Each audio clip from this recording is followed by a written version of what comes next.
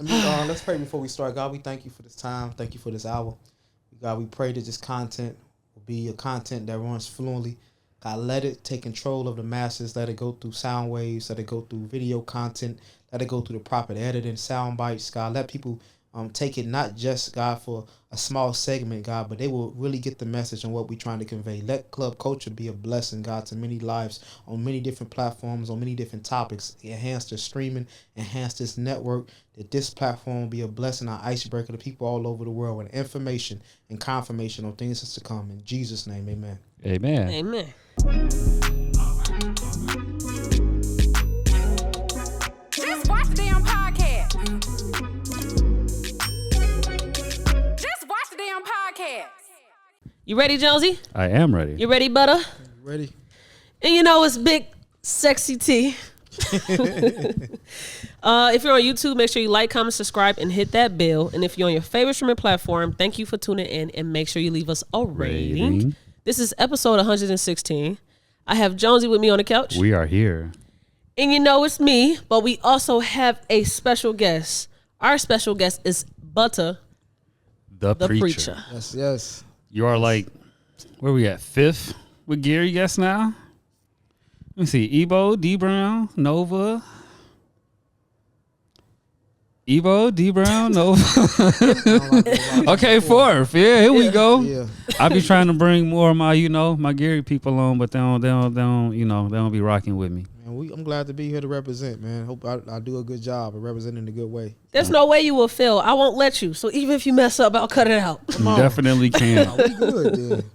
Okay, so you are a motivational speaker. Yes. You are a preacher. Yes. You are a rapper. Yes. You are an entrepreneur. Yes. So we're going to get into all of that in an hour and 15 minutes. Yeah, that's a lot. We can open up that. Okay, well, let's get started with a game that we like to play with our guests. The game is called Weird or No. Okay. So we're going to give you one headline, and you let us know if you think it's weird or no, and you get one sentence to explain why. Okay. Let's do it. Okay. I will start it off. Go ahead, T.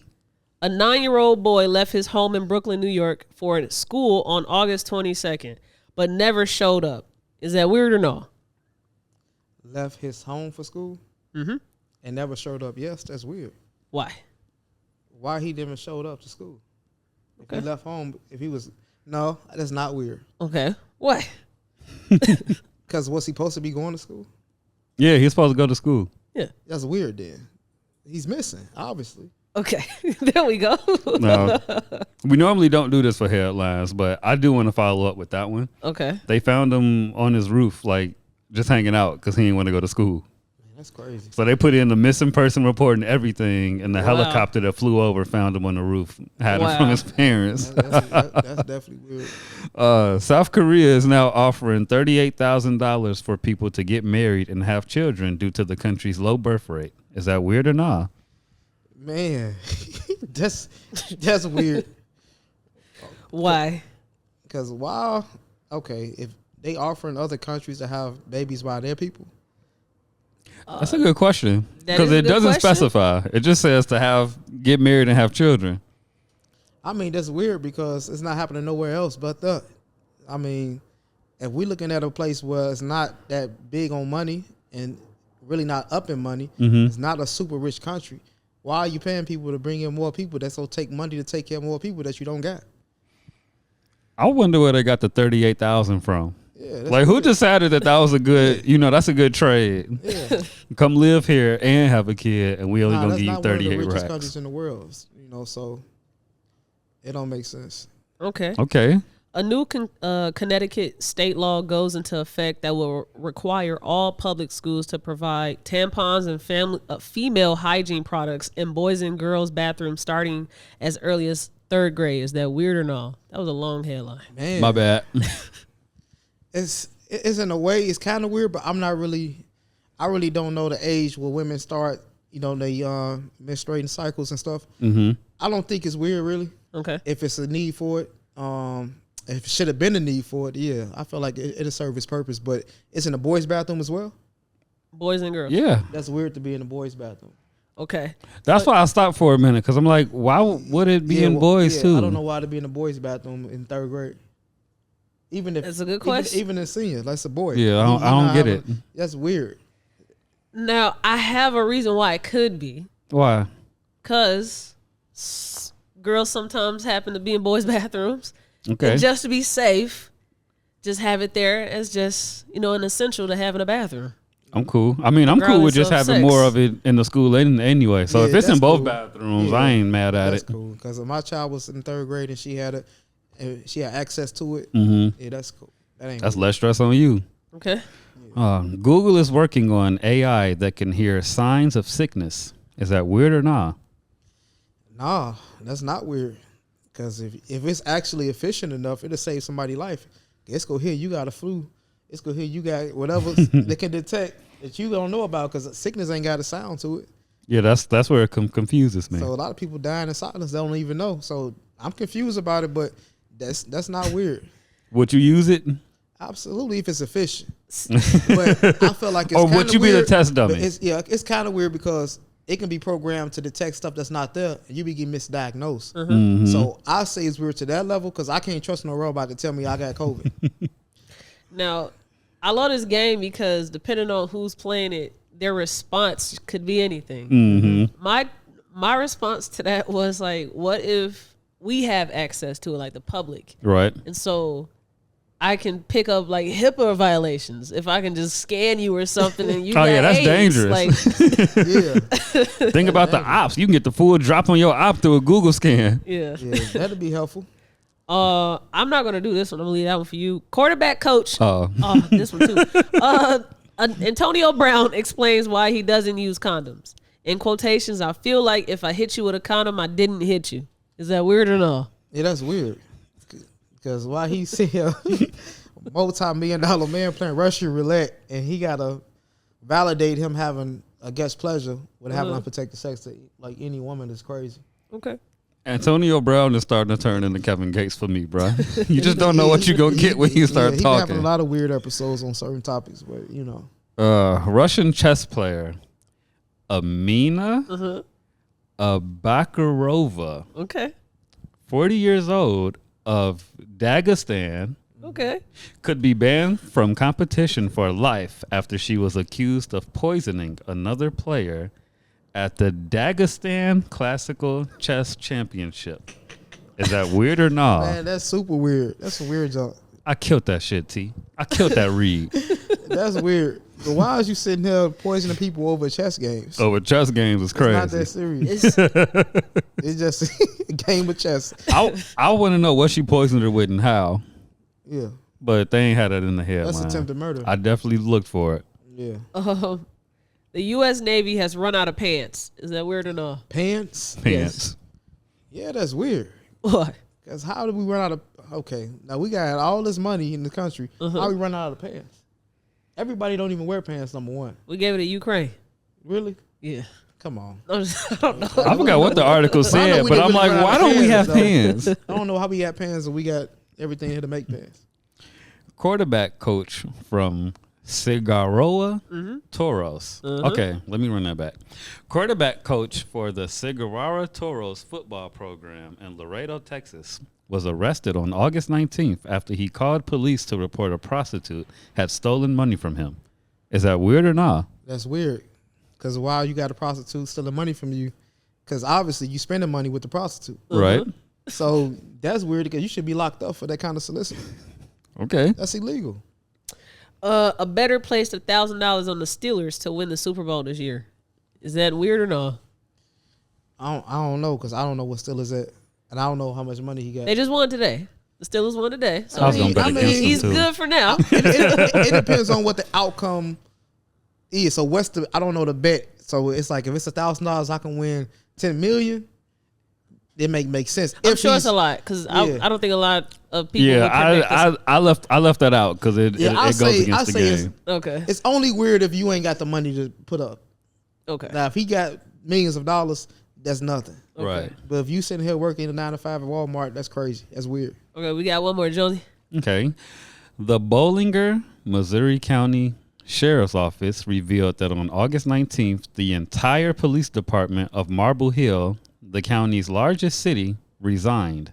Is that weird or not? And yes, that's weird. The whole police department resigned. All of them gone. So who protecting the city? The city. That district. Or wherever they at. It's a free for all out Yeah, there. it's just outlaws out there right now. I don't know why. Now that we have a preacher here, I want to be ignorant. Like what? That's how Everything people that's is. in my head is very ignorant. Yeah, That's just life, bro. That's just life. You it's trolling. Yeah, That's all it is. you get around the cute smart kid and you're like, yeah, bro, let's get high and fight. It's like, why? Y'all got Bishop T.D. Jakes there. Y'all want to ask weird questions about Diddy parties. Where the hoes at? Like, Yeah. why you want to ask him? It's just viral content, man. But we don't mind. We know how to carry ourselves well in any kind of podcast. I actually admire that from faith leaders. What? Watching them try to stay within their principles and morals and ethics, regardless of who they're in front of. I know when trolling going on. I just don't play it on mine. I don't feed into it. No, you probably got such a high tolerance to it now. Absolutely. Because how old are you? 35. I play like So all yeah, the you time. grew up in a certain era. I know how yeah, to do it. Yeah. you got to build a certain tolerance to niggas. That's good. He gonna say for niggas. You 35. You graduated what? 06? 07. 07? Yeah, you was right there. We right there. Yep. I don't know what's going on. We were having a discussion before you wanna came know. about fashion lines that were cool when you all were younger. Yeah. Mm-hmm. And what didn't stand the test of time as being like a household name now. What are some ones that you were rocking that are not cool anymore? Well, okay, that's not cool anymore. Yeah. FUBU. You can't come up with FUBU. FUBU was like the top of the line premium. Okay. That was Versace. I mean, God. Especially the jeans. yeah, some You had yeah. FUBU jeans. He Okay, was shitting FUBU on jeans, Vocal jersey was crazy. Jabot, and I think Jabot making a good comeback. I was finna Okay. say Jabos But to me would never go out of Jabot style. jeans, Pelly. I mean, you couldn't Never go out of you couldn't style. fall with the Pelly jacket. Are you showing up to church with the Pelly during the winter? I mean, if I had a Pelly, yeah, I would. Okay. I still like Okay. Pellys. If I Wait, saw- Pelly's out of style? Yeah, they saying they out of style. Ain't no fucking way, dude. T, Pelly's out of style? They like a little too heavy. Let me ask DJ Super. DJ Super is my. my young drip person. Okay, I must ask though, were you rocking felines? Nah. Okay, Nah. you safe. You are safe. can't- Anybody that rock that, they should feel shame. Yeah. Because out of all shoes, that shoe is disgusting. Yeah, we weren't doing Grand Hills was Nah, cool. We did like Pumas. We weren't doing the felines. That's cool. Pumas is cool. Yeah, like- that's a safe shoe. That's like a Converse now. yeah. Yeah, Pumas was like the safe broke nigga shoe. Yeah. Like you could still pull up in Pumas and you ain't gonna get roasted. Okay. Let's get to know you a little bit, Butta. Let's get to know you. Now, where the name come from? Just a name. It's a child. Okay. Young name. All my brothers, we got very peculiar nicknames. So Butta was one of them. I was Butterball and Butter, all kind of stuff. Butter Lord, Butter Gutter. Okay. So Butta just stuck with me forever. That's what my grandfather, my grandmother called me as a child, and that's what I've been known for. So when I conversed over into ministry, it was just hard to wean from it. People were still calling you Butta, so I had Yeah. to do Butta the Preacher. Okay. You got to clean it up. Yeah. You know? So they call you Butter in church? I mean, people that's real close to me still do it, Mhm. but most importantly, they call me Pastor, Reverend Michael, Reverend Watson, whatever. Yeah. If you know me, you call me. Some people might call me Butta. Mm-hmm. Even some of those people still just call me Pastor. Like, you know. I'm So glad. if I cross paths with you in church, I can call you Pastor Butter? Yeah, you could. Pastor Butter. That's I'm a so bar. I'm lame. sure you can flip that. Pass How many the times butter. have you tried to flip your name in a song? Smooth Man, I like lied. butter, I lied. slick like butter. Yeah. Yeah, Shiny definitely. like butter. There's so many things you can do with it. You know what I'm saying? Butter go with bread. So many different things. Yeah, so. They call me Butter because I It go on the ain't- bread. It ain't even that kind of butter. It's Butta. But I still reference the other, I got a bar. Hold on. there we go. You know, Where's that? kick through the doors while I marge in. Stop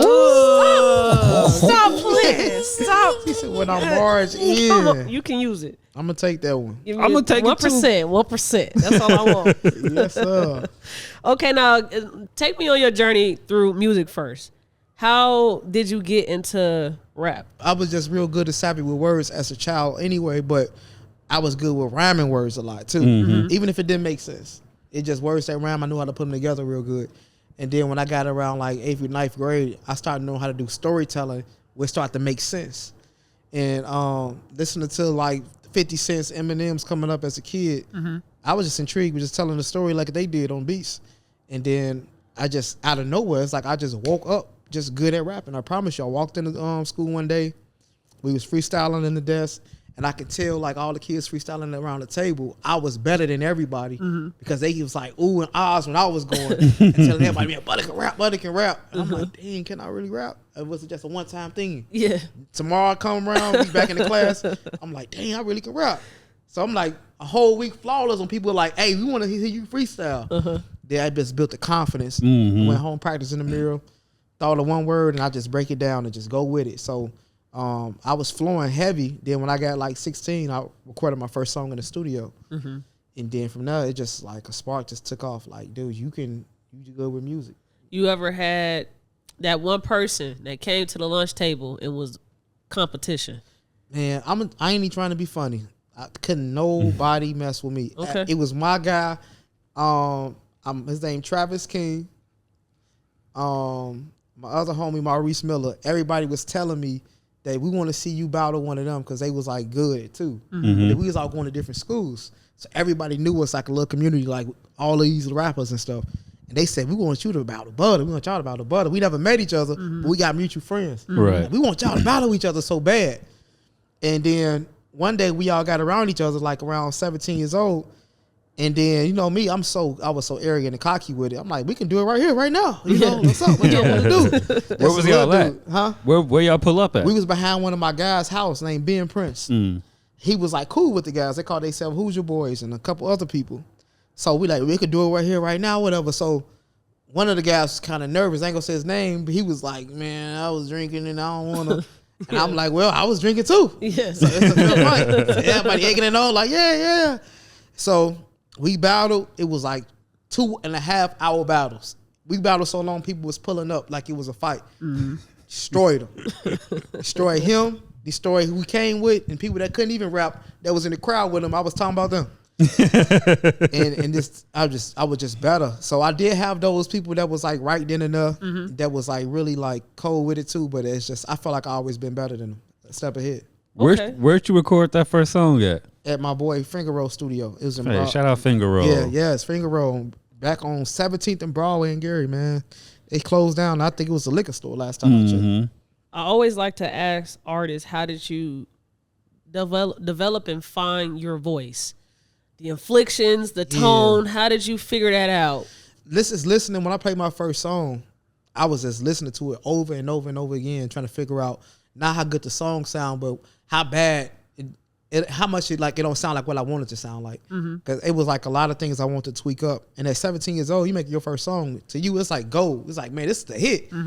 All my friends around the song like, man, this is dope. But I'm listening to it saying it's some things I could have did better because it ain't blow me up yet. Yeah. You know, so I feel like if the song ain't got me to a place I never been before, it's not that good. And then, like I say, I just record myself over and over and over again, go back into the studio, hear it again, listen to it again. And I'm my biggest critic. So I'm honest with myself when it comes to music. If it's trash, I pass it. If it's not good, I don't release it. And it's just about knowing your strengths, you know? It's like going to the gym. You got to work out. Take that jump shot. You ain't ready for the game yet, don't get in. And that's how I treat my music. What was the studio prices like at that time? What was you paying an hour? Man, the lady paid my studio price for me. I think it was about like $20 an hour. An hour? Yes. That's sweet. That was back in the day. The good days. Now you're looking at 80, 150, 100. Yeah. So you can record pretty much if you was really into your stuff, man, and had yourself prepared. You can do a block back then for like $200, and you'll figure out your whole album. Yeah. You can get like 10, 11 hours for Yeah, $200. I'm going to say $200-$300 took you a long way in the studio back in them days. With the mixing. So yeah, it was real feasible back then. You know, so right now it's really like, you know, you got to break the bank to make one song. Yep. Now I have a question regarding your how was your comfort like with transitioning from the rap that you started off creating and then transitioning into gospel rap? It was very uncomfortable. I did secular music for so long, and that's what I was known for. So when you're trying to reinvent something and reintroduce yourself to people, that's something they never heard before. They used to a certain product. So if McDonald's say we don't sell cheeseburgers anymore, you like, I'm not going. What you got now? This new stuff is so be hard to put on the people. Yeah. And so it's like I always really had to trust God with it because I didn't like Christian hip hop. Yeah. So if you're not really sold into it like that, it's really not about to come out how you think it's gonna come out. So I had to develop a passion first for preaching. I didn't do music right away. I didn't do music until like 4 years into my ministry. Everybody like, you should do Christian hip hop. I said, yeah, but I have to really have my heart into this word first because I'm rapping about an experience that I live. Yeah. My music in the streets was about real, relatable things. Now I can made a song like my first week in preaching. I could have just went to the studio and said, I'm doing Christian hip hop now, but I wanted to really like, it's so serious. I said, let me consume this word first and let me know what being a Christian is like before I start talking about it's like. Yeah. And I said, it's way more serious than secular music because it's got to be all original, all on point. Because it's inspired by God. Right. So it's like you got a ghostwriter, like for real. Like it's not you just writing off what you think to sound good. God giving me something that's a message to put out. So I just say it's sermonic songs, sermons on beats. That's all it is. So I can really preach these things. I just break it down and put it in synonyms, and antonyms, and rhymes to people they can get it and they can relate to it in a way that they can receive it. Because everybody might not hear Psalms 23 from me just preaching a flat foot. You might hear it first on the beat. And that's the way I got to reach you. That's the way I'm going to reach you because God has a way of reaching everybody. He's like not just confined in one space. God not young. He not old. He just the God of today. He's not outdated. He's beyond time. And if people don't think God can make songs, they crazy. God, he's the one to give us voice. He the one to give us power and give us the words to make it. He's the creator of all things. So God, when he brought forth Christian hip hop, he was just showing the creative mindset of what he doing with the gifts that he already gave to everybody. So I'm just good to be an ambassador for it because that's one of God, like his ideas is Christian hip hop. His ideas is music. You know, he give us the gift to make music. We just choose how we want to operate with the gift. Like you a dancer, you can dance for God or you can be a stripper. If you a shooter, you can be a policeman or you can be a serial killer. You can do all these different things with different gifts. It's about you're going to use it for the world. You're going to use it for the glory of God. Beyonce could be one of the biggest gospel singers in the world if she wanted to. Right. But she chose to do R&B, country. She can hop in any genre. So she did everything. But if she crossed over the gospel, she got churches selling out her arenas still. But when you do something for God, glory, I'm telling you, it would take whatever you got to a whole nother level. I did Christian hip hop. I did me secular music first. I opened up for Lil Durk. I did all these other things. When I did Christian hip hop, I toured around the world. I'm talking about I went to Hawaii, went to Colorado. I'm been to all these places, sold out shows. And God has been good to me with it.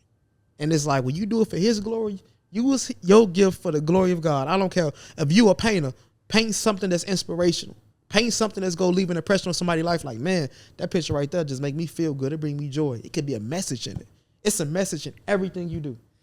Now, what would you say to someone that says, maybe if I hop into gospel rap, I'll blow up faster because not too many are doing it, or what's present is not as good. So when something good comes, it's easy to uplift it. I mean, with Christian hip hop, I feel like you should hop into it because God called you to it. Don't hop into it for the money, for popularity, or it's because nobody else is doing it and you think it's a rare breed of people doing it and you will stand out more because you really still ain't gonna stand out because it still have to be God breathing on your music. You cannot do it by yourself. Now, if you do it for self-gain, you may be successful for a little while, but if people realize that they go, like, it's not real, it's gonna dwindle out. Because the message have to be there. It got to be Christian hip hop. It got to be real. It got to be something that's going to really inspire people to change. Because anybody can make a good song, though. Right. So Christian hip hop and making good music is two different things. Some people call stuff Christian hip hop, but it's just songs that's inspiring, and that's fine. You don't have to do Christian hip hop to have good music. Right. It could be something that's with a message in it that's going to really help somebody.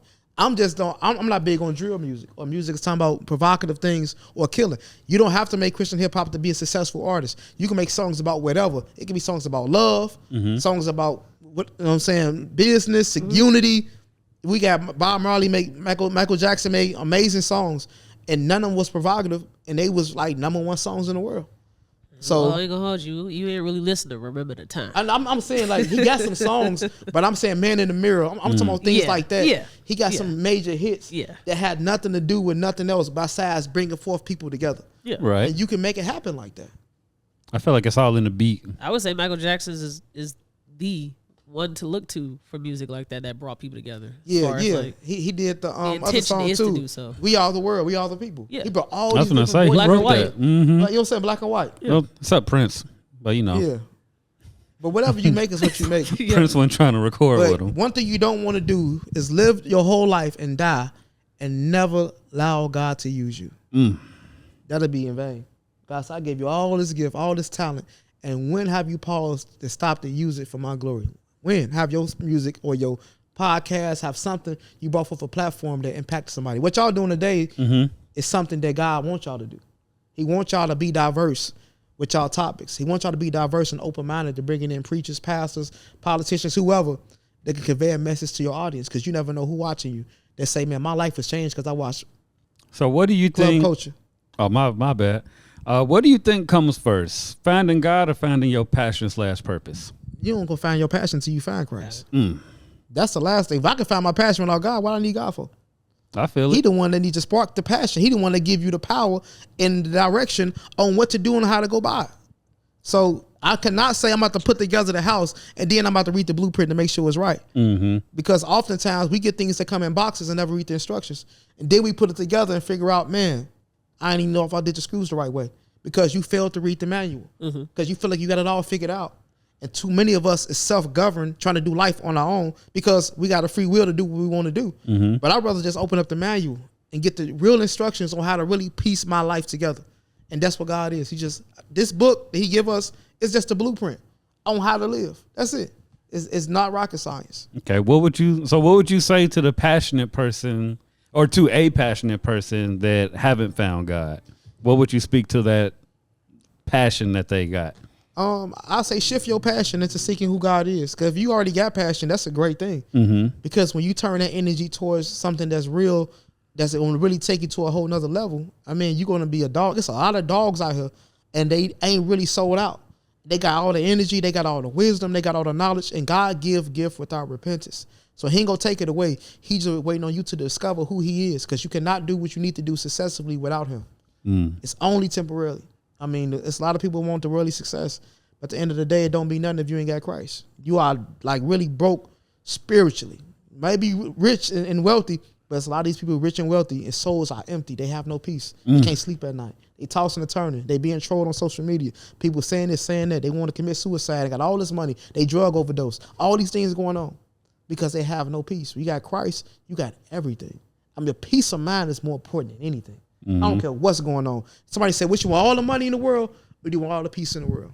They said, "I will remove your peace, but I'll give you all the money." You just to be a fool with money, stressed out. Boy. Because you cannot go buy peace. Nowhere. There's no store in America. There's no Amazon cart. You can say, I'm about to buy a whole week of peace. Gonna buy a pound of peace.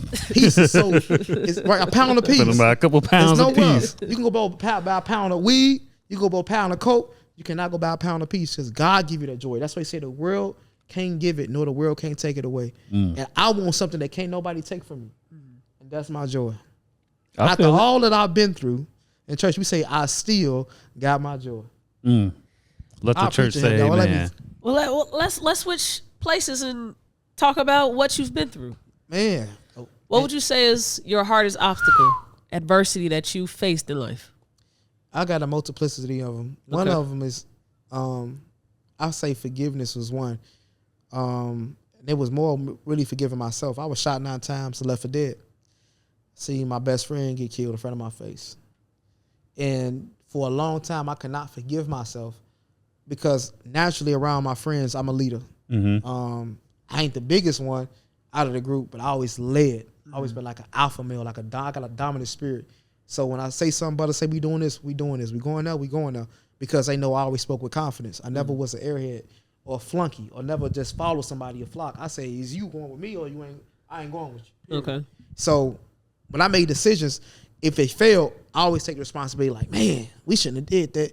I don't just say, man, y'all shouldn't have. I always say, man, I shouldn't even make that call, or I shouldn't even did this. I always take the fall and the blame. Yeah. And then when that situation took place and he was murdered in it, I took responsibility as if I pulled the trigger. Because I felt like I shouldn't even called you. I shouldn't even had you around me, knowing that, you know what I'm saying, everything that I'm doing is not really like the way you should be living. And he wasn't really, he was like a guy that was in the streets, but he wasn't really like that, you know. He had goals. Proximity. He was supposed to move and play baseball and stuff like this, man, and D1 college. And it's like, I ate myself up like, dang, it was like the survivor's guilt. And then another thing I had to overcome was my self-doubt. It was like when I got my calling to preach, like, dang, I'm really called to preach. Is God gonna really use me? Is this a midlife crisis? I'm going through identity crisis. Like, you don't know, because the enemy is speaking so many things at you. You know what I'm saying? When you vulnerable, because I was like fresh out of car accident. I cracked open to the like skull. You could see like everything on my head almost. That's why I got the scar on my face. Hit by a drunk driver. And I'm sitting and at the moment I'm getting my calling to preach. I'm sitting there. As I announced my calling in front of the church, I went home that day. A lot of people don't even know. I really cried because I like resented it. I regretted it. I said, oh my God, I just announced my call to preach. I don't even want to do this stuff. I don't even know what it's about. I don't know what it's going to be like. I don't want to wear suits all day. I want to go to church every Sunday. It's like, I just want to heal. Lord, I just want to heal. You know, like, please forgive me if I accepted that calling, you know what I'm saying, without confirmation. You know, if this was you, Lord, speak to me. And God, like, I ain't about to speak to you no more because I already did. You know I did. But I was trying to talk God out of saying you can resign because I was uncomfortable. I was in an unfamiliar place. I said, I got to stop drinking, smoking, clubbing, all these things because I got to live a life that's going to be a reflection on what living for Christ looked like. And I didn't think I can do it because I never done it. Yeah. So it's like I was battling myself, and that was one of the biggest challenges in the world. And with most people, it's overcoming yourself. Overcoming your own fears. Before you get anywhere else outside of your exterior, you need to deal with that inner child, that inner man, what I got to heal. And I was in a place where like, I don't know. And over time, God showed me, like, I don't call who's qualified. I qualify as to call. Nobody is fit to stand for God. None of us. Nobody is perfect. The Bible says no man is perfect at all. We all fall short of the glory of God. No man is good. No, not one. So when I just really like understood, like, God called who he want to call and use who he want to use, I found more peace to know, like, he loved me enough just to use something like me. An imperfect man, you know what I mean? An unjust man, a man that can fail, a man that can lie, a man that can steal, a man that can cheat, a man that can get sick, a man that can cry. You chose to use me, an imperfect person, to bring forth a perfect word. And I just found confidence in God's word the more I went about it. So overcoming that was one thing. And then two of my brothers get killed while I'm preaching in ministry. I was preaching about it today, 2018 and 2019. My blood brothers, two little brothers, murdered.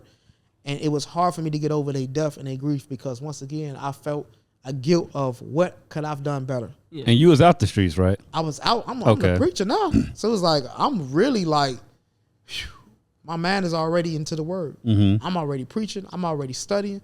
I'm already got my mind of what I'm about to do next year when I'm planning to do this and do that. I'm sold out. I'm doing everything I got to be doing, preaching my heart out.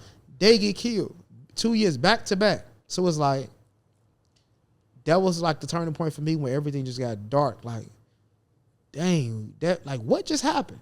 Why this didn't happen when I was in the streets? Right. When my response would have really made sense how I really want to respond, because I feel like I'm suppressing my real and my true thoughts and my true actions by standing on the word of God. It's like I'm compromising myself, but I don't want to compromise God's word either. I'm battling with my flesh, and I'm battling with my spirit. I know what my flesh wants, but I know what God wants. So it's like, what decision you going to make now? Because you was Butta way longer than you was Butta the preacher. So which one of these people is about to win this battle here? Yeah. Because Butta is pissed off. He lost two of his brothers. Butta the preacher ain't got no brothers. Butta the preacher got a ministry. Yeah. He got this, he got that. But Butta used to beat up with his brothers, do this and that. And you gave him a promise that something ever happened to you, I don't care what's going on. So it's like I'm dealing with the man in me now again. And this man now was like dealing with the preacher. So I had to preach and minister to myself of saying, this is what we go do. You got to conquer your own fears and your own thoughts and tell yourself, I'm not about to let you destroy me. Yeah. So this is the last house I got. So in that moment, how do you still choose your spirit? How do you still choose your spirit over choosing what your flesh wants to do? You just got to deny your flesh. You got to reject it. It's okay. You have to speak. Like, my bad. Like, is that a built up, like, skill thing? Like, have you ever chose, like, your flesh over your spirituality before or after you accepted your calling? Absolutely. I chose, before I became a preacher, I made some sound decisions and denied my flesh a few times. But when I was a preacher, it was more often than none, because now it's like I'm just about to just fall victim to something just stupid. Right. It don't even make sense. It's not worth it. It's so much at stake, so much to lose. It's a displeasing taste with you because now when you do something that's with more of a conviction, it's like the guilt is like, oh, back then when I was doing the stuff, it was like, man, that was crazy, but I can sleep on it. You do something now, it's like, that's crazy. Oh my God, it eats you up. It'll eat at you for days, like a grief. When you really truly in tune and love God, because you really know better now. A fool is different. A fool will do something and he have no consequences to himself about it. He have no, man, look, I don't feel bad about it. I did what I did. Nah, it's totally different. So I have a question regarding trying to get that person out of the streets. So I think it's easy. My perspective. Push back on it, please, if you think so. If you don't think so, but I think it's easy to say give it up to God, to a person that's just deep into the streets. It's in some situations you're gonna have to. You're gonna have to allow God to have His way. Our job as ambassadors requires somebody, if you're a preacher, a man, woman, just a regular citizen in the street. Our job is to share a message. My job is to offer you better. I cannot give you better. Only Christ can give you better, and that's the better I can give you is Christ. And my job is to lead by example of what that better looks like. Now, it's up to you and your own free will to make that choice and decide if you want it or not. Because it's one thing to want the help, but if you don't want the help, it's really difficult to give it to you. Yeah. You refuse to help. What can I do about it? So, of course, I have no other option. I have no other choice but to leave it up to God. And that was the same situations I was speaking about, really. I was thinking about with my brothers, that one of them that got killed. It was me trying to really just push on them and show them what's going on and just give them better, ideas, better strategies on how to live. But you got to make that decision for yourself. Did you ever feel like when you were trying to get your brother out the streets that this is a winless battle? I always had hope because God did it for me. So it's like we was in the same space, having the same mentality, doing the same stuff. And if God done it for me, I know He can do it for you. I mean, I can go in God's word and see Him doing it for people that was way worse off. So it wasn't me saying like, man, I hope that it's hopeless. It was like, I hope He get it before it's too late. That's the point He was at. Because I know God is able, but it's like you have to be willing to want to change. Because now you, my brother, the enemy really go attack you. Because him attacking you knowing it's going to affect me in a certain way. Now, how much younger were they than you? What was y'all age difference? Like 2-3 years apart. Oh, okay. Yeah, So we right behind you. Yeah. They right there. They in their 30s, been in their 30s. Y'all growing up same grade, Man, same school. same Yeah, that's how me school. and my brother is. He's 17 months old. Yeah, we like 3 years apart. My youngest brother, we 4 years apart. And so 3 years apart and 4 years apart. I got an older brother. We 3 years apart. Was he in the streets too? Oldest brother? Yeah, he was. Oh, y'all, what the hell? Talk about your upbringing though, because there has to be a reason for why every single one of you. Yeah, all like are how in the did streets. all of y'all, like none of y'all chose sports? Yeah, I said none of y'all chose sports. All of y'all chose the Not he streets? being the positive guy. He gonna judge us. He said none of y'all I ain't chose. judging. I'm just like, man, just out of like 4 brothers, like no one wanted to hoop. Like, Yeah, we all hoop. Like we hoop. We did everything everybody else do. But when you get grown, who hooping? I mean, yeah, like y'all hoop, but I'm saying Ain't like nobody I'm go gonna to go the to league. school. Yeah. Like I'm gonna go to school Ain't and I'm nobody gonna go to the hoop. school to hoop. And that's what I'm saying. I don't Like care what y'all you ain't wanna, saying. Man, he say y'all ain't wanna y'all hoop. ain't wanna go hoop. Like Because typically, you got that one person in the family that's into the books, and then you got everybody into everybody. something. out of 4 brothers. Let's say all of y'all are like in the hood. 3 of them choose the streets, 1 of them choose the right way, or one of them choose the wrong way, and the other 3 gonna be smart. You gonna have one or the other. Always gonna have. It's supposed to be like that. We listen here. Because I was the firecracker of my siblings, and my 2 older brothers was like the book smart, loving, nice people. I'll say the thing is, we just had bad behavior. We was real good kids. Where we was good kids, our behavior just wasn't always there because fathers was absent. So that played a part. And then where we lived at was a very hostile area, very violent area, and it was poverty stricken. Where y'all grow up? 5th Avenue. Oh yeah. So the area that it was in, we stayed in the houses. We live in the apartments. Okay, that's a little better. I know you still on 5th, but you know. He feeling bad. He said, you already. I'm like, damn, y'all was on he 5th. said, we was in the houses though. For anybody that does not know, Gary, Indiana. Gary, Indiana, Yeah, y'all. man. 5th Avenue. Well, Gary. The west side of 5th Avenue. So yeah, we just like around a lot of different stuff, and then wrong influences, man. We play basketball and stuff like that, but ain't nobody go to like college and like hoop. Nah. Yeah. Yep. So school wasn't a priority for anybody. Like no one, because you can do duality is something I don't think a lot of people think should happen. But you know what's crazy? Like I finished school and everything, went to college and all that. It's just I ain't go to college until I really was finishing like ministry. But you know what I'm saying? Graduated. Grades was good grades. Yeah. We just was bad kids. And my other little brother, he didn't finish school because he was in and out of jail, like in juvenile all the time. And around 17 years old, he was already in the big jail. Yeah, he did like 3 years in prison. Damn. At 17? Yes. Jesus. Now, you said a father wasn't in the home. Okay. So I think that's a good place to start at. Because I just don't think kids behave or are bad for no reason. Yeah, it's a lot of factors. Some people, fathers in the home and they real terrible. Yeah. If the father's terrible, and some people fathers is not there and they still good kids. It's just about, it depends on like if that child actually really don't have the guidance. Because some people don't have fathers, but they got uncles. Yeah. They got, you know what I'm saying? Teachers, somebody. Stepfather, teachers. Yeah. Next door neighbors. It's a lot of different people, cousins and big brothers. So we just didn't have that male presence. My grandfather passed.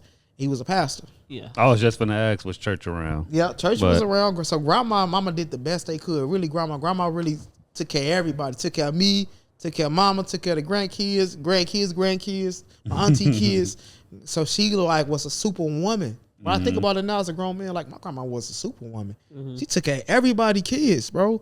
And she was like an old woman doing all this. Right. Dragging us to church and all this stuff, making sure we get instilled with these principles that I got and I could share today simply because of what Emma Watson did. So man, shout out to she drive grandma. too? No, grandma walked. Yeah, I was I gonna never say. seen grandma drive a car a day in my life. I don't even think she want to drive. If she did. Our era grandmas ain't had cars. That's some new shit. Yeah. Grandmas having cars, that's new. That's new, yeah. That's new as hell. Grandmas back then, right? That was illegal to might even have. Your grandma got a car. She no real grandma, man. Not no real grandma. Grandma She got to get driving. picked up.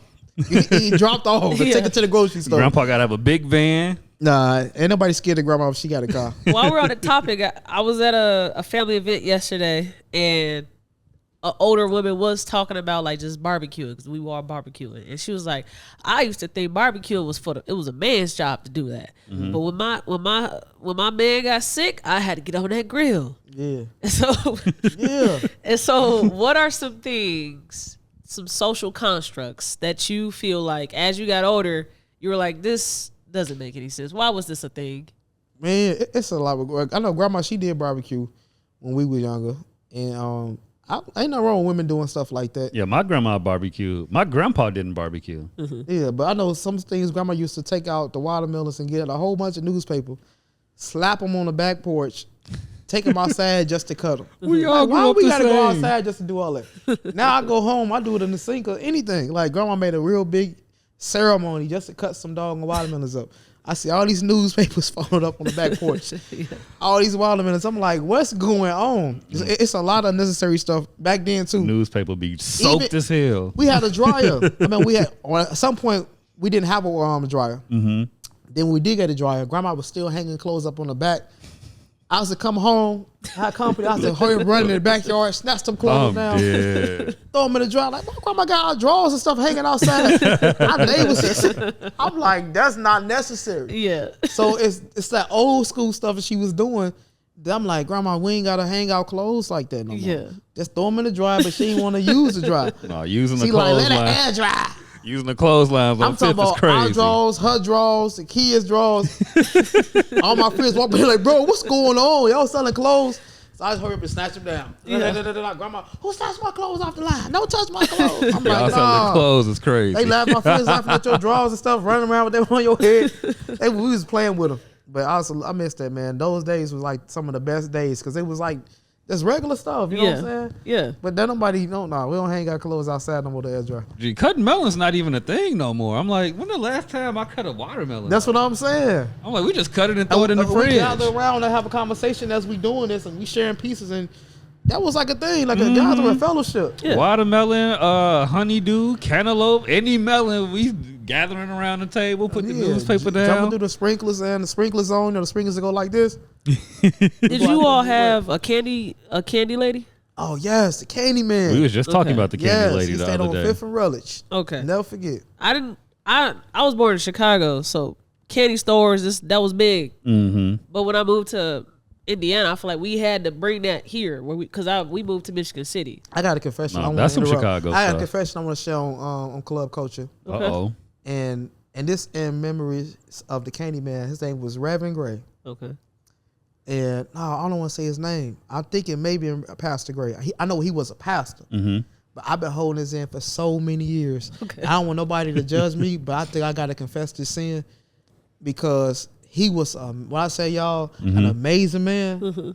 One of the nicest men ever. Give you candy for the cheap. Sometimes we have Sour Patches. We have enough money. We'll miss like 50 cents. He'll just something. Just take it and throw it.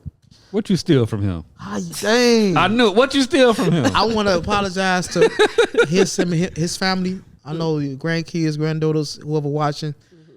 One day, I was so hungry. I walked to your grandfather's house, right there on Fifth and Relish. I love beautiful house. They had that white cat in there. I bought some pickles. I bought some Laffy's Taffies. And he walked to the back to get some change out his room, y'all. And I grabbed some lemon heads and I put them in my starter jacket. When I got home, I don't know why, but I felt so bad that I stole from the Candy Man. Because this is about to mess y'all up. When he came back and I put the candy in the starter jacket, guess what? What's happening? He gave me some free candy. Man. That probably broke your heart. You're like, dang, I robbed the plug for no put this reason. back. And for years, every time his name come up, to this day, I promise you, I don't know what's the first thing come to my mind. I said, he was such a righteous man. That's how you know he was a man of God. It said, you stole from that man. Yeah. And right now, I just feel like a peace just came upon me. I feel like that's one of the ways, like, They probably about to press charges. we got him. He stole from my Now granddad. the statute of limitations, we're good. Yeah, okay. I feel like that's one of the ways God like punishes you. Like when you do wrong and the guilt just. I was a kid. Gee, it's stuff that happened when I was a kid. I stole a toy from somebody from daycare, bro, and I still think about that shit today. Like I ain't have to do that. What kind was it? It was from Gargoyles. Like it wasn't even no flat shit, bro. Like it wasn't even no super flat toy. You know who it was? It was something from Gargoyles. That's all I who know. the person was you stole from? No, I don't remember none. We I just remember the apologize, daycare. man, on behalf Yeah, of if you went to Stubbs daycare and you had your gargoyle toy missing, that was me. See, there's a lot of confession going on. That's good to have on the show. Okay. But I don't cleansing. feel bad about stealing from the gas station though. Okay. I'm sorry. So we confessing today. That's what we doing. Yeah, bro, this is the Club Culture Confessional. It's a confession sound bites. Who you steal from, T? I've never stole from somebody. Wow. But the thing that popped in my head was just my first accident ever. My mama, she bought me my first car, 1999 Saturn. Ooh. That's real girl first car. And I was driving to go see what? Did you have the seat belts that like when you open the door, it, Yes. Wow. Yes. check you out. You was And you gotta fly. roll up the How window. old are you? 26. Oh, you gonna be Yeah, so big. she had that's an old for her. Yeah. That's Yeah. old for her. Yeah, that's like people still. That was hand-me-downs for us. They go a 93 Pontiac Sunfire. Same car. But go on, T. But I crashed the car and I blamed it on the other person, even though I still got the flag for it. Yeah. But I was texting and I told my mama I wasn't. Wow, you was And, texting. Yeah, I was texting. Yeah. No, that's worse than Did what she we know did. that? Did she know that? Nah, This the nah, first time knowing? nah. I don't even think she remember it, but that's just the first thing that popped in my head because I was guilty about it because I couldn't make sense of how I crashed Yeah. because it like there was no reason for me to crash. Yeah, you couldn't make sense of it because you It's ain't so- want to take Yeah, accountability. but I know I was texting. I had my head down and I crashed, but I thought I still had it up enough to not No do texting it. and driving. people. Never. That's So, a yeah. prime example right there. So were you found at fault by insurance? I didn't have insurance. So what you do? But I Just- was at fault. But I didn't. At that time, I told the story before. They wasn't really big That's on cracking You down right. on Yeah, insurance. yeah. it was a Saturn, man. So nobody, yeah. Nobody care about that. Like she can't have money, bro. It's a Saturn. Yeah, it's a 1999. Chill. No, that's 2015, bro. Like, nah, bro. We gonna let them go. You let Okay. them go. So I wanted to talk about like just bridging the gap between generations. Because again, I was at an event yesterday, older, younger, new, old people just around each other, and we just talking politicking. And today with Jonesy recording, I started just thinking about the conversations I would have or try to have with faith leaders, because I grew up in a church home, and I never would have conversations with faith leaders when I was younger. But as I got older, being able to voice things, started having conversations with them, and I immediately felt like I had a disconnect between their perspective on life and in mine. And so I asked you a question earlier, like I feel like it's easy to just tell somebody, just leave it up to God, instead of trying to give them tools or just ways on how they could pay that light bill or, you know, so I wanted to talk with you about some disconnects that you've witnessed or that you feel like you do have an answer to. Yeah. Piggying back on this, leaving up to God thing, it's some people, they use that as a cop out to not put the work in. Yeah. They leave it up to God, saying basically, like, I don't want nothing to do with it.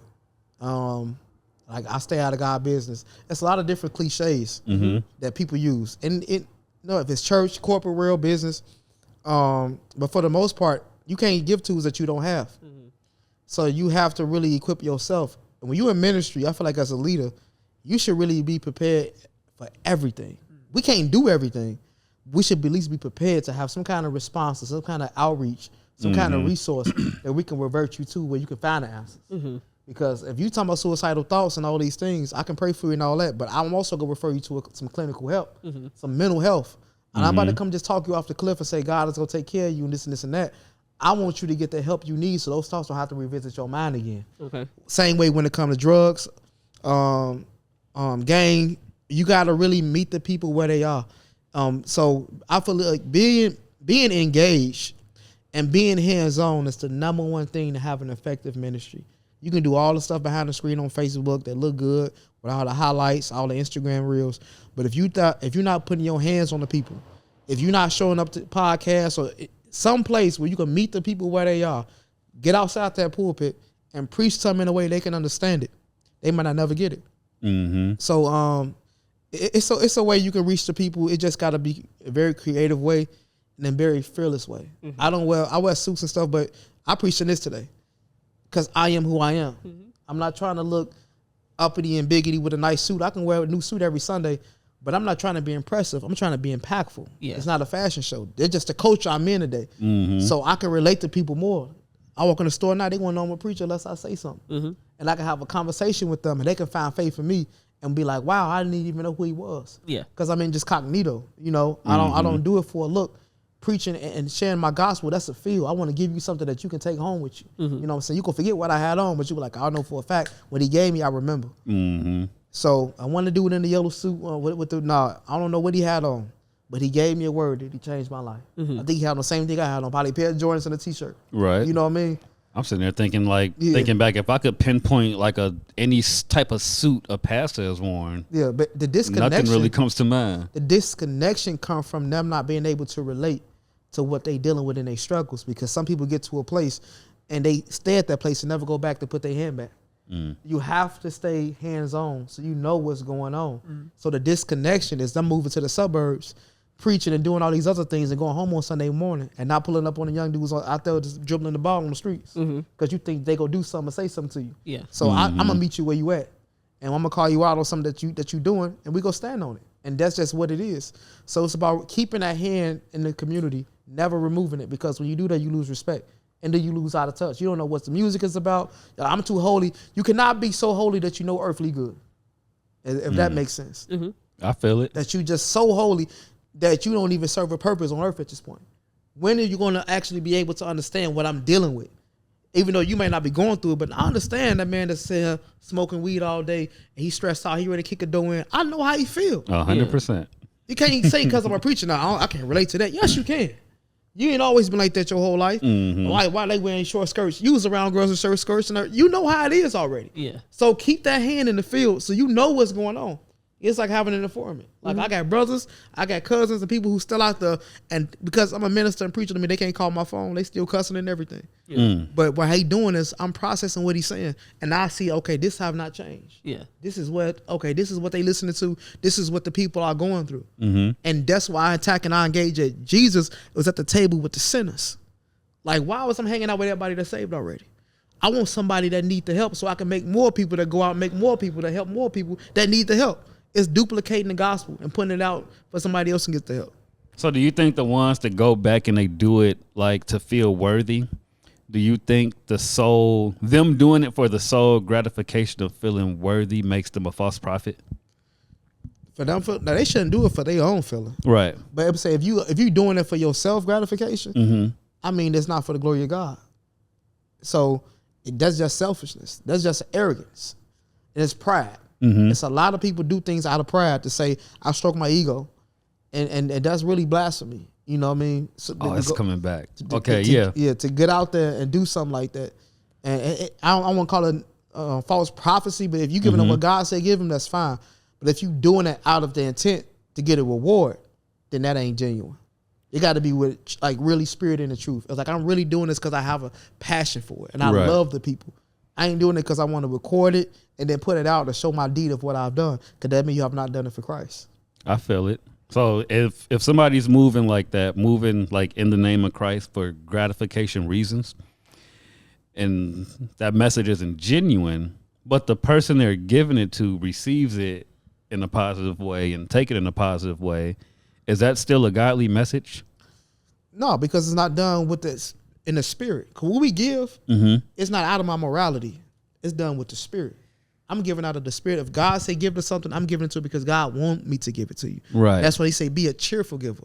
I'm not reluctant like, oh, I gotta get this dude some money. You know what I'm saying? That's not the heart.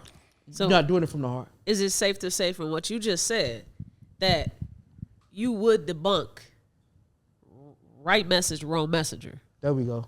Yes. Okay. Yeah, that's essentially what I was getting at. Because I'm like, you could be I hate using the word fake and false, but like you're moving with not genuine intentions pertaining God, and you're giving godly messages. Yeah, and it's some false prophecy in that way too, because the enemy, what he want to do is mimic God, and he a mockery of God. So he'll do something. He'll give it to a whole foundation, cancel foundation, whatever. But his intent wasn't to. It was to glorify his business, to make another profit, right, or receive another 503c, whatever grant he can get. It wasn't for the people. He doing it for a profit. So it's like you got prophets who want money. Okay, that's what I'm trying to ask. Yeah, you got prophets that just want money. So like, what happens to like the action or the doing in the transaction from the false prophet to the receiver? Like, is it bad juju? I don't know. In a sense, I don't know what to the person that's receiving it. Right. No, because the enemy can also give you some things, but God, listen, all things work together for the good. The Bible say that the wealth of the wicked is laid up for the righteous. So even the wicked may sometimes bless you. And God's saying, you think you're getting over my child. This really was something that they prayed for. So the enemy, he not crafty. He don't know who God got assigned to be blessed. Right. So you saying, I want to, like, a recorder's going live. I'm about to feed all these homeless people. All of them been praying for food. You doing it for self-gratification. God said, I'm going to take your money you did to make you a provider for my people. You go pay for it. Enemy go pay for it. Imagine your enemy's paying for your dinner at night. And he thinking that he getting over you because he about to get the worldly success. But no, I've been praying for a meal all day. Right. You didn't make a fool out of me. You made a fool out of yourself. That's your money you spent, not ours. Yeah. So that's why I say the wealth of the wicked is laid off for the righteous. Somebody right now building a whole house, a beautiful crib, and they might get it taken away from the feds because they go sell a dope. Guess what? Somebody that's working a nice job ain't had to put all that money to the house because somebody had all the money from selling dope. They got it built up for you. Wealth of the wicked is laid off for the righteous. Free my boy, man. Yeah. Who your boy? Hold on. Don't gotta do that. He went down memory lane. Who He said, free my boy. Don't do that. I ain't trying to talk about him, but I'm saying you gotta pray for him. Yeah. Hey, some people earn their stays. But it's a lot. Yeah, like I was at a one of my guys got an impound. We sell cars. And I'm gonna get in one tomorrow. We looking at different cars, different trucks. All of these trucks I've been taking from people who sold dope. He bought them at the auction for dirt. I was just finna say, go to the auction. And so it's like, I ain't got to pay the price for it because you done paid all, and you like the value decreased because it was at some point in time, it was bought with drug money. Mm-hmm. So you just spent all that money for me to get it for a cheaper price.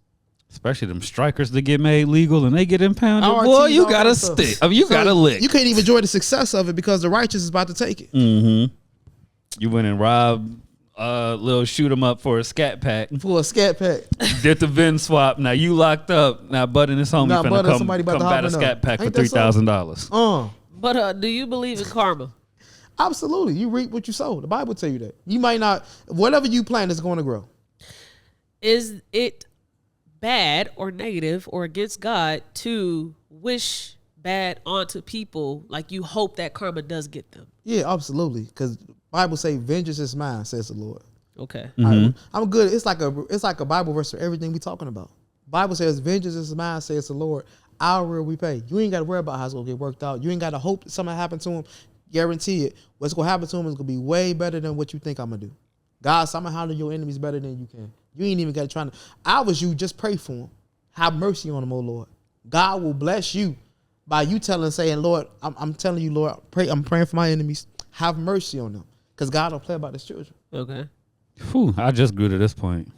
Yeah. Definitely you reap what you sow. And it come in phases. It can be ages from now, you know. That's why I repented for that candy. Because I own stuff, and I don't want nobody come stealing from me. Oh my God! You get what I'm saying? We used to throw so much glass in the street, and now when I be driving, and I see glass in the street, I just be like, dude, man, look, this got to be God giving me karma. We used to It's just karma. egg my cousin car and everything. I'm just sitting here just waiting on my day. Mm-hmm. Like I know somebody try to do something weird. Like people think that like I take L's well. I'm like, no, I'm just accountable of the karma that I've sold. I ain't been the most purest person. Yeah. So I have a hard time with karma. I don't think it's real. Okay. I think it's a placebo effect.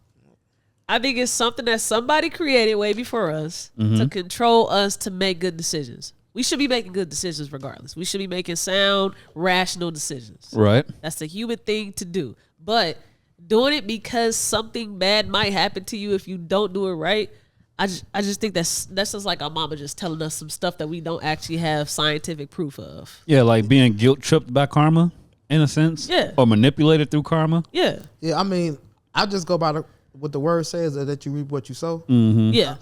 Because you got good karma, you got bad karma. They don't use the word karma. It say you reap what you sow. Yeah. Right.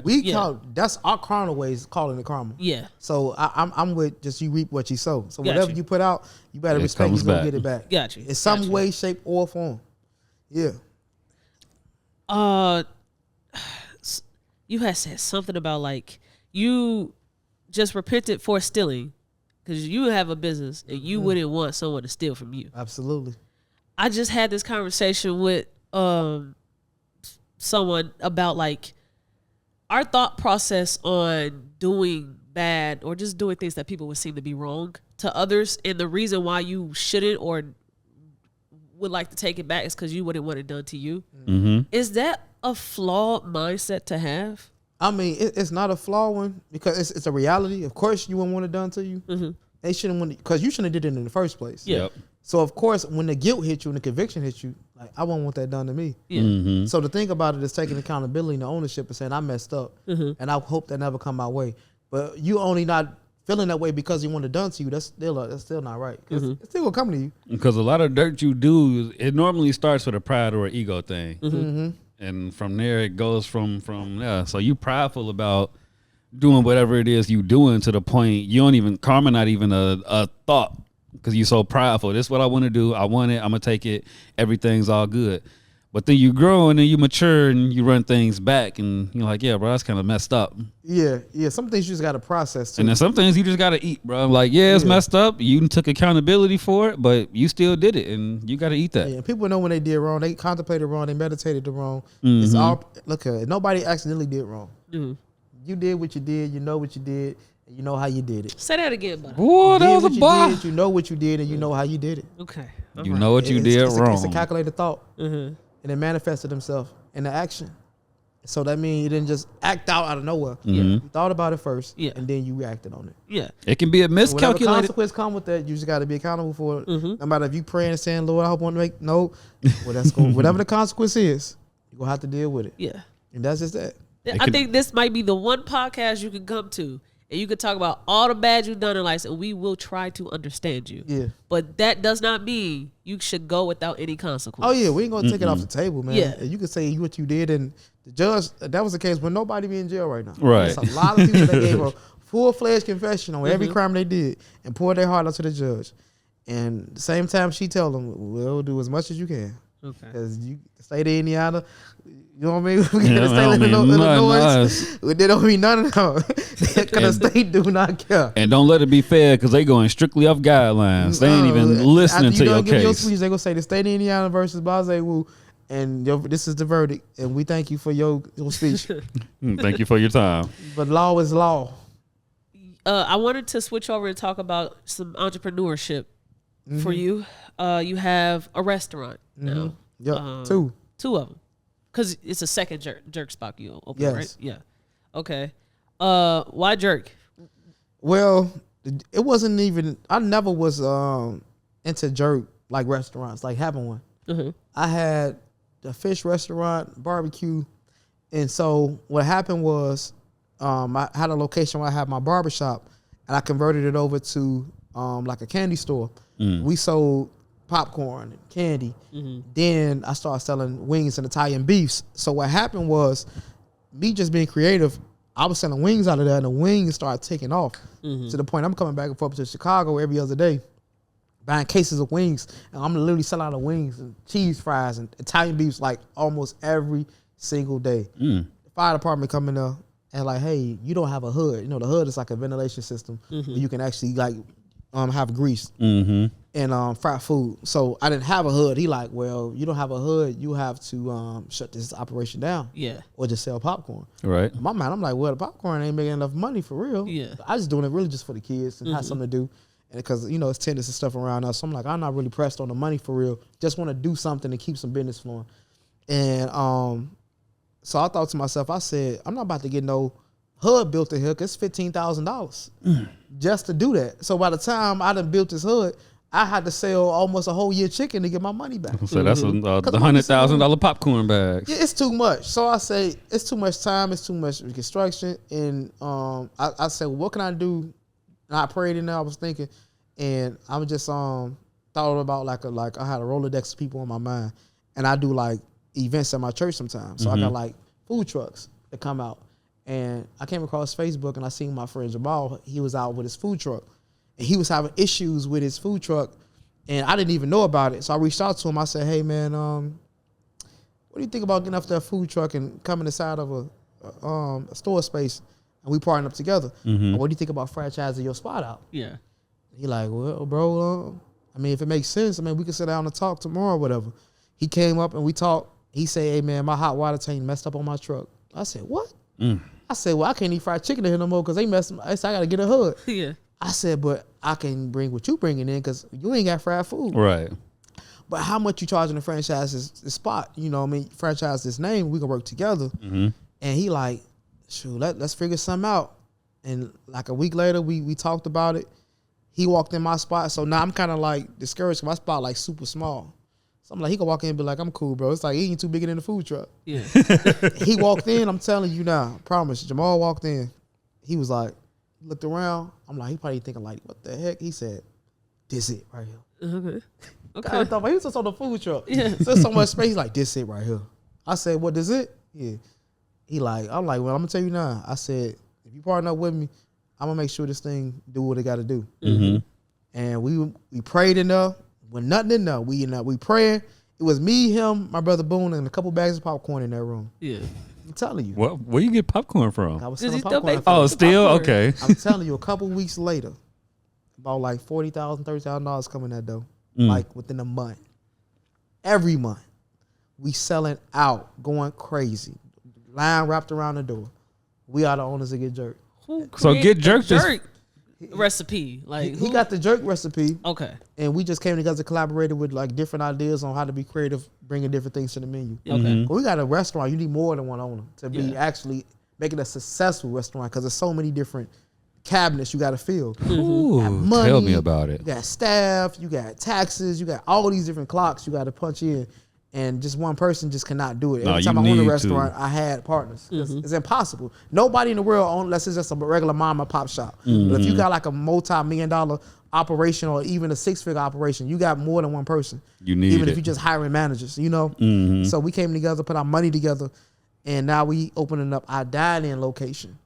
And it's just about having faith. You know what I mean? Just business is all the faith thing. You got to trust and believe in yourself that you can make it happen. It ain't about the money. It's about the effort you put into what you want. So Get Jerked is franchisable now. Yeah. So I could buy a Get Jerked franchise if I wanted to. Okay. Yep. We got 2 of them. And we're going to Let's continue go. to expand them. That's on one of my bucket lists, buy a franchise. Or not buy the franchise, but like buy into a franchise. One day. Okay. Steak and Shake only want like 10 racks. Yeah, we getting ready to open up our second location in September, in the end of this month. So I'm going to be announcing that soon. So people tune in to my Instagram, Butta the Preachhh, and all that. You'll see me speaking about that the grand opening. But right now we got the Get Jerk Express. The first location we opened up is open right now. Is it all only just meats, or do you have like? No, we got mac and cheese. Yeah, because she only eat grass and stuff. You got vegan options? I am not trolling. We got vegan pizzas. Okay. We got vegan pasta bowls. Okay. What else? For right now, you may make me want to add some else vegan. You got some. I'm a pescatarian. I'm not a vegan, but Okay. you seafood. Yeah. Yeah, we got seafood. I was just finna You ask, like what's catfish? Or you like I love shellfish? catfish. Okay. No, I like catfish. We got honey hot catfish. It's one of the number one things. Okay. We got mac and cheese balls, like fried mac and cheese balls. We got all kinds of Yeah, I stuff. saw a review. That sounds fire. With the mac and Yeah, chicken cheese pasta mashed up bowls with the and all that. catfish. Uh-huh. Yeah, I saw it. Yeah, okay. All right. What the food at? Why you bringing us all food? I gotta try you out. Yeah, I'm gonna have to go Because he just down finna there. roll around with pans of jerk, pans of jerk food. Yeah. But listen here, the food's so good, man. Listen, I could have brought the bucket here cold. Y'all would have loved it. Where's the Good like location? The actual one that you have now? Where did the cigar at? 53 West, 68th place. Okay. Maryville, Indiana. 53 West, 68th place. Maryville. Okay. Right off Broadway. Okay. I'm trying to Jones, think you of where never that's been? at. Not yet. I've bought a plate from the food truck. I ain't been to the building yet. That mic. He cold. He like Oh yeah, we out here just he chilling. a real podcast. He would be No, cool. I bought something from the food truck. I think that was 2 summers ago. Okay. We was hustling crescendo flyers, and I bumped into him because his son make music and stuff. Yeah. And we had talked about that. Okay. But yeah. Okay. What else think about Club Shay Shay? Hey, yeah, T, how you feel about Club Shay Shay? Well, someone found us and they say that we're the young version of Club Shay Yeah. Shay. Really? Yeah, y'all live. You think so? Yeah. Let me go watch a Club For Shay one, Shay I episode. was That's why I asked, because it give me that feel. The conversations that y'all having is really kind of like that vibe. Well, I would like to say we were here before him. Okay. That's for one. And Oh, then we was here before him. way before him. And We then was. I would love to say I think a lot of I'm not Club Shay Shay, but I would like to think a lot of people do watch us and take stuff from us, which is fine. Yeah. Great. I have no issues with it. But there was not a mental wellness podcast that uses mental wellness to speak to pop culture. It's kind of like ministry where you try to speak Yeah, to the youth, absolutely. you meet them. I think that was my goal because I don't think a lot of people like to talk about the stuff we talk about. They don't. It's too serious. It's too serious, so man. we do it in a casual way. And that's cool. That's Yeah, cool. they don't like talking about their family issues and Yeah. all that stuff. So to Yeah. break the ice, I'll share a story about my dad sharing condoms. And then boom. Yeah, you know? now He was what? You're sharing condoms. What you mean, sharing? He shared a condom with his cousin. His cousin used a condom, took it off, gave it to him. They flipped it inside out, washed it off, and he put it on. I swear, he told me this to my face, verbatim. Hey, clowning. It was the 70s. What? Your daddy still living? No. Oh, me turn over in his grave, man. No. You doing that? Oh, so you the ones like, why you say that about your Nah, daddy? yeah. I mean, I've always been outspoken about our relationship. Well, we went viral from that clip, and they're saying like, "Why you said about your daddy?" And like, why your daddy do that? What? They ain't like that. Huh? Yeah, they ain't like that. Like you out here talking about your daddy like that? Like, why is he telling me this story? Why did he do that? Why do you think it's an appropriate story to tell a seventh grader? These pops, man, your son ain't put you on the map. Hey man, we out here. Got to represent for my guy. He's ain't represent for my guy, man. He gave me my name. I got this new idea in my head that I want to throw onto you. You're the first to have to go through this. It's going to be called probably the hard hitting questions or something. I got to figure out a name for this segment, right? Oh God, I'm scared of these new segments. So we have a Patreon where I post exclusive content on it. So I'm going to cut this out and only put it on the Patreon. There we go. So the public won't get it unless they are paid patrons first. Paid patrons. Cool. Clubbies. So, be as uncensored as you would like to be. Can I use profanity as a pastor? Yes. I'm just joking. I encourage stuff like that. We really about to tune in. I'm gonna be cussing, so y'all tune in. We can actually like that. That might be my last question to ask you on just the free episode, which is like, I always had an issue with how people are taught professionalism, especially knowing that I'm in corporate America and I'm in the arts sector of the world, marketing. And I don't have to wear suits. I don't have to be as polished. I have a whole tattoo on my arm that was just used in a photo shoot that's going to be shown in multiple things of our products. And we're Flex. corporate. And we were always taught, no tattoos. Yeah. Keep your hair kept, no locks, all of those good things as a black person in the professional world. What are some things, because you already mentioned like how you dress as a preacher.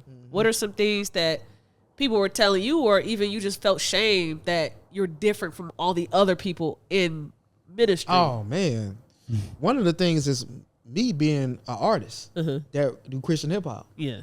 What preacher you know that's rapping? Yeah. We know Christian hip hop artists. They just Kirk Franklin. Christian hip hop artists. But ain't no Y'all sitting there pastor. thinking like they don't preach. Yeah. Right. So it's a very rare lane because it's like I'm just unique in my own way. Yeah. And sometimes you just got to accept that. That's the good thing about you, and it's a commodity. It's a need for it. Because I might not listen to Pastor T.D. Jakes. I might just like Pastor Butta. Yeah. Because Facts. I can relate. Yeah. I was gonna say you can relate. So it's a pastor for every different kind of form of people in the world. Every different culture, every different, breed. I just got my breed of people that I can connect with. Somebody else have their own. And I deal with the the pressure and influences from people that you respect. Like, hey, when you come to this church, I need you to wear a suit. When you preach over here, wear this. And there's some things you just respect their tradition with. But it's like, I can't really just hang out with you all day, every day, because I'm different. It's the Baptist churches, ain't it? I can't. He says, the Baptist That's the Baptist churches telling you pull up in suits. It been some, I ain't going to say the denominations because I'm a Baptist preacher. Yeah, but it been some churches in America. It ain't just Baptists either. It's some other churches too. That's Holy Ghost sanctified field, Oh, of course. Yeah, look, what you Baptist? What denomination could I fall under? He Church of God in Christ. Yeah, because I'm like a 1 foot in, 1 foot out. Yeah, like I'm just now starting to go. He says a Baptist church ain't it? That's how I knew. Like, yeah. Well, no, I'll probably fall into CME because that's where I spent most of my time. I thought you was a Baptist. See, it's always funny. I went like 50-50. I was one of them. If I spend a night with my cousin, okay, I'm going to church with grandma. Baptist or no? But if I'm with my mom, I'm going to CME. Grandma Baptist. Grandma's Baptist, yeah. You came from Church of God in Christ. Yeah. I can tell. You holy and sanctified too, ain't you? I'm not. Speaking in tongues. I'm not. No, I'm far from that. No, I don't know how you picking that up. Yeah, no, I don't know how you picking that up. I'm telling y'all now. Let me stop. Y'all just probably. I might be closer to church than she is. Yeah, he probably. Yeah. I might be closer to church than she is. I'm just respectful. That ain't saying much. What? How far is you from church? We gonna get into it in the hard hitting questions. We about to I was do gonna this. say, yeah. Y'all So tune in. to wrap up this episode for the people on YouTube, we like to drop gems on the pod. Do you have a gem you would like to drop? Oh, he finna go off. He finna go off. Go ahead and bow my head now. I ain't got a gem I like to drop. Okay. I'm just about to blow because my stem is very hot. They see all these diamonds in my watch. I'm just playing. Like, I was like, okay, where is this going? He said, okay, well, where is it going? Look at Okay. it. But man, whoever watching this, you tuned in. I just want you to know that you are beautiful. You are unique. You are fearfully and wonderfully made. There's only one you. It's only one version of you. You cannot be a carbon copy of nobody else. Don't stunt your growth trying to be something that God did not call you to be. The reason God got you tuned into this podcast is for a message. And that message is that if you trust in the Lord with all your heart and lean not on your own understanding, God will direct your path. He will guide you. He will keep you. Your best days are yet to come. What you're dealing with is only for a moment. Weeping may endure for a night, but joy comes in the morning. Embrace your pain. Turn your pain into a purpose. Your pain is your story. Embrace it. Don't let it go to waste. There's a ministry inside of you. There's a story inside of you. And the world is waiting to hear what you survived. The reason you are here, the reason you are watching this is because you survive 100% of the things that you've been through. You are a survivor. You are a queen. You are a king. You are a warrior. Tune in for the next one. You can get more and more greater for the things we about to share with y'all. Butta the Preachhh. And the way for you to tune in is if you sign up for the Patreon. Chapter 1 told you it was going to snap. Coming. My album, Chapter 1, is coming 2024 before this year close out. The album is coming. Butta the Preachhh, Chapter 1. And I could not let this episode end without you continue what you started at the beginning of the episode. You said something about club culture and the audio and the experience. Absolutely, what was it? man. Club culture. The experience is Yeah, what does club culture mean to you? It means it's a diversity package. You come to club culture, you come into a world, I feel like, where you can be free. Mm-hmm. It's a room that respect you, who you are. It's a fearless room. It's a room where you can share any topic without fault. There's no right or wrong question, no right or wrong answer. It's a space where you can be a human and you can detoxify. And some of the best gears and equipment is in this room will make you feel even more confident to share. With the lighting system, this is some of the best, I believe, EQ queued up podcasts I've been on. And I've been on, y'all know, many podcasts from Vegas, from LA to forever. Anywhere from Hawaii, New York, Indiana, Chicagoland. But this one right here in Chicago is like one of the best ones I've been through tech-wise and personality-wise. This dude got a potty mouth a little bit, but it's okay. God is working on him. Ooh, that's going to be a lot of work. You know what I'm saying? He says it's going to be a lot of work. A lot of work. But it's one of the best experiences I had so far with podcasts, and I pray that y'all guys continue to grow, continue to be a blessing to different people and different coaches around the world. It's not just a one culture. That's what's called club culture, because I believe it's for the people. And we here for all our clubbies. We voting for club culture for president. Y'all need to get the candidates here, from Donald Trump to Kamala Harris. Try to make y'all way to this podcast. I'm not even trying to be funny. Oh, God. I'll talk to both of them. Trying to make y'all way to this podcast and sit here in this beautiful ambiance. You can use the word ambiance in here. No, for every real. podcast will have good ambiances. Bro, you see that plant right there? Yeah. That's ambiance. It's an ambiance in here. It's a soft couch. It's more soft than I believe in Club Shay Shay couch. It's 3 couches. And if y'all want to be a part of this sofa, man, a part of this experience, I'm telling you, sign in and tune up. If you're watching this, you might feel like you're already here. But I love it. Looking forward to the next one. Hey, man, hold you on. must Before really we close be a out, preacher. before we close out, Long speech.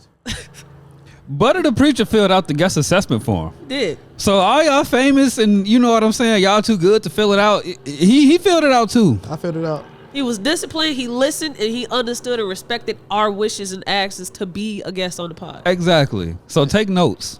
And what you just said really just spoke to me, because a lot of people do not know, but I intend to cut down the consistency that we put out every week. Mm-hmm. Because one, I'm sick, I can't keep up with it, and then 2, I just don't think we have the team to keep this output going. And so I do intend to cut down on what I do put into club culture as much.